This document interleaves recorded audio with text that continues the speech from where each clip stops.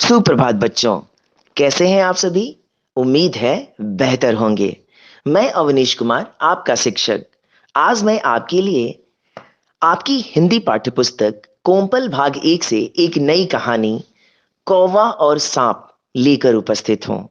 आइए इस पाठ को सुनकर और इस पाठ में दिखाए गए चित्रों को देखकर अपनी समझ बनाते हैं। एक बड़े बरगद के पेड़ पर एक कौवे और कौवी ने अपना घोंसला बनाया। वे अपने बाल बच्चों के साथ उस घोंसले में रहने लगे। एक दिन एक बूढ़े काले सांप ने भी उस बरगद के नीचे अपना बिल बना लिया और उसमें रहने लगा। काले सांप का इतना निकट रहना कौवे और कौवी को जरा भी नहीं भाया, पर वे कर भी क्या सकते थे। कौवी ने अंडे दिए। कुछ दिनों बाद अंडों में से बच्चे निकले। कौवा और कौवी बड़े प्यार से अपने बच्चों को पालने लगे। एक दिन कौवा और कौवी बच्चों के लिए खाना लाने गए। काला सांप पेड़ पर चढ़ गया। उसने उनके बच्चों को मारकर खा लिया। कौवा और कौवी जब लौटे और बच्चों को नहीं पाया तो बहुत दुखी हुए। उन्होंने सारी जानवरों और चिड़ियों से पूछा, लेकिन कोई भी नहीं बता सका कि बच्चे कहाँ गायब हो गए हैं। दोनों खूब रोए। फिर दोनों ने तय किया, अगली बार बच्चों को अकेला नहीं छोड़ेंगे। कई महीने बीत गए। कौवी ने फिर अंडे दिए। अंडों से बच्चे निकले। इस बार कौवा और कौवी बच्चों की खूब रखवाली करते। एक दाना लाने जाता तो दूसरा बच्चों के पास रहता। एक दिन कौवी ने देखा कि वही बूढ़ा सांप धीरे धीरे रेंगता हुआ पेड़ पर चढ़ रहा है। वह सांप को भगाने के लिए जोर जोर से कांव कांव करने लगी, लेकिन सांप पर इसका कोई असर नहीं हुआ। वह पेड़ पर चढ़ गया और बच्चों को फिर मारकर खा गया। कौवी बहुत रोई। उसके आंसू रुकते ही नहीं थे। उसका रोना धोना सुनकर बहुत सारे कौवे वहां आ पहुंचे। सबने मिलकर सांप पर हमला करना चाहा, पर सांप तो पहले ही अपने बिल में घुस गया था। शाम को कौवा लौटा और उसने सुना कि काला सांप फिर बच्चों को खा गया, तो वह बहुत दुखी हुआ। सिसकते हुए कवि ने कहा, हम लोग इस पेड़ को छोड़कर कहीं और चलते हैं। इस काले सांप के पड़ोस में रहना ठीक नहीं। बच्चों के मरने से कौवा भी बहुत दुखी था। उसने कवि को बहुत समझाया, पर कवि ने एक न सुनी। वह काले सांप के पड़ोस में रहने को राजी न थी।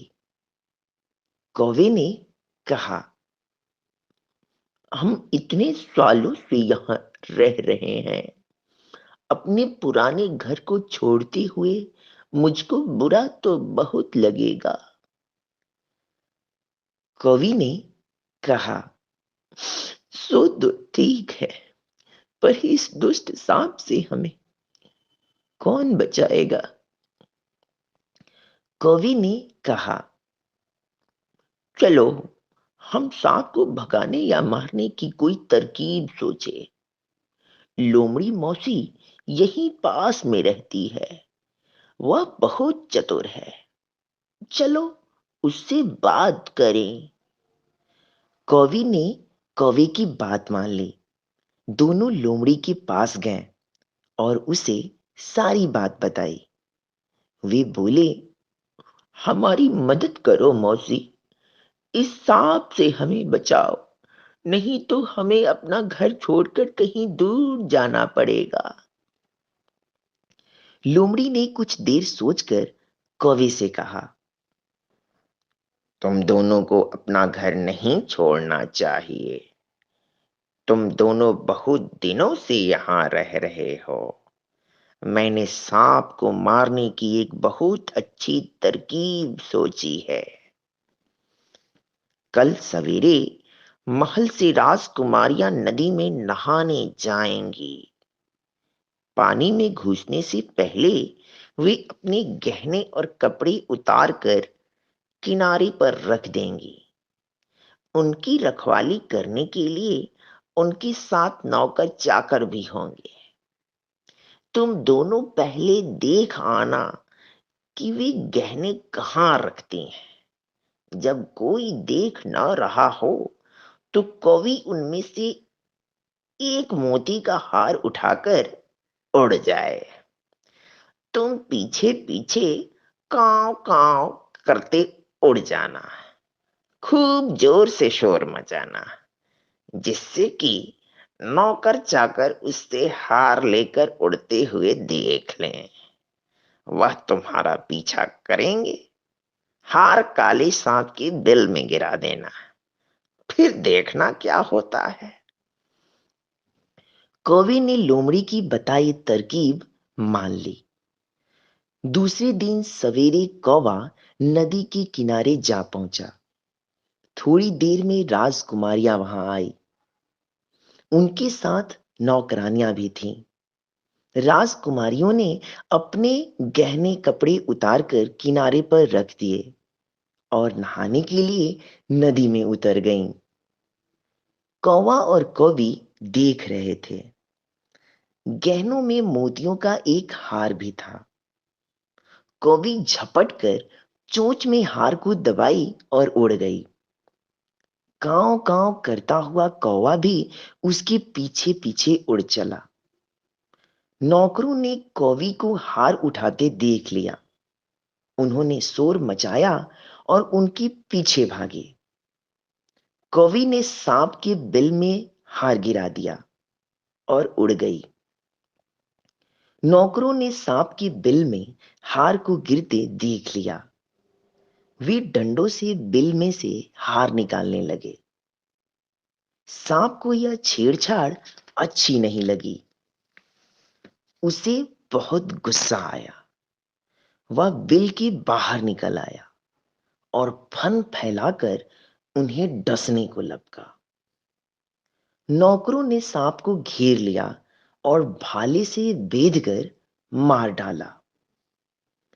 फिर वे हार लेकर चले गए। कौवा और कौवी पेड़ पर से यह तमाशा देख रहे थे।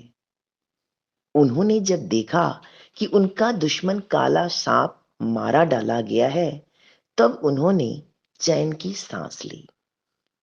कौवा और कौवी अपने पुराने घर में सुख से रहने लगे और हमेशा लोमड़ी के गुण गाते रहे। उम्मीद है आपको यह कहानी सुनकर अच्छा लगा होगा और इस कहानी में दिखाए गए चित्र भी आपको बेहद पसंद आए होंगे। इस कहानी को आप अपने शब्दों में अपने दोस्तों को अवश्य सुनाएं। धन्यवाद।